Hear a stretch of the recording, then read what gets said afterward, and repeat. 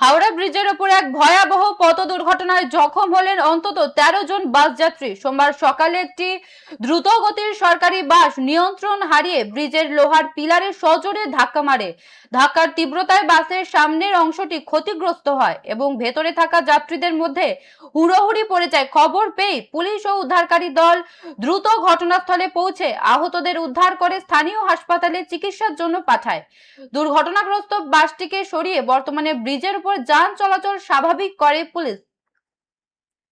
যে খবরের দিকে নজর রাখছি, হাওড়া ব্রিজে ভয়াবহ দুর্ঘটনা, নিয়ন্ত্রণ হারিয়ে পিলারে সজোরে ধাক্কা সরকারি বাসের, জখম অন্তত ১৩ যাত্রী। হাওড়া ব্রিজের উপর এক ভয়াবহ পথ দুর্ঘটনায় জখম হলেন অন্তত ১৩ জন বাস যাত্রী। সোমবার সকালে একটি দ্রুতগতির সরকারি বাস নিয়ন্ত্রণ হারিয়ে ব্রিজের লোহার পিলারে সজোরে ধাক্কা মারে।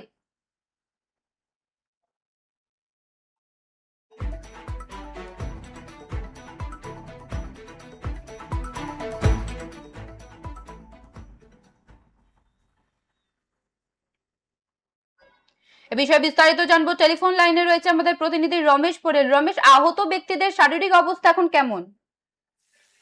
দেখো, আহত ব্যক্তিদের মোট আহত হয়েছে ১৩ জন। তাদের মধ্যে বেশ কয়েকজন গুরুত্বপূর্ণভাবে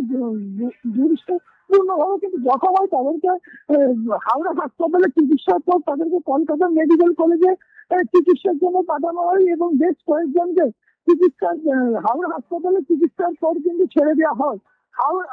হাওড়া ব্রিজে মর্মান্তিক দুর্ঘটনার ফলে কিন্তু এই দুর্ঘটনা ঘটে, সেই নিয়ে কিন্তু এলাকায় ব্যাপক। ধন্যবাদ রমেশ। হাওড়া ব্রিজের উপর এক ভয়াবহ পথ দুর্ঘটনায় জখম হলেন অন্তত ১৩ জন বাস যাত্রী। সোমবার সকালে একটি দ্রুতগতির সরকারি বাস নিয়ন্ত্রণ হারিয়ে ব্রিজের লোহার পিলারে সজোরে ধাক্কা মারে। ধাক্কার তীব্রতায় বাসের সামনের অংশটি ক্ষতিগ্রস্ত হয় এবং ভেতরে থাকা যাত্রীদের মধ্যে হুড়োহুড়ি পড়ে যায়। খবর পেয়ে পুলিশ ও উদ্ধারকারী দল দ্রুত ঘটনাস্থলে পৌঁছে আহতদের উদ্ধার করে স্থানীয় হাসপাতালে চিকিৎসার জন্য পাঠায়।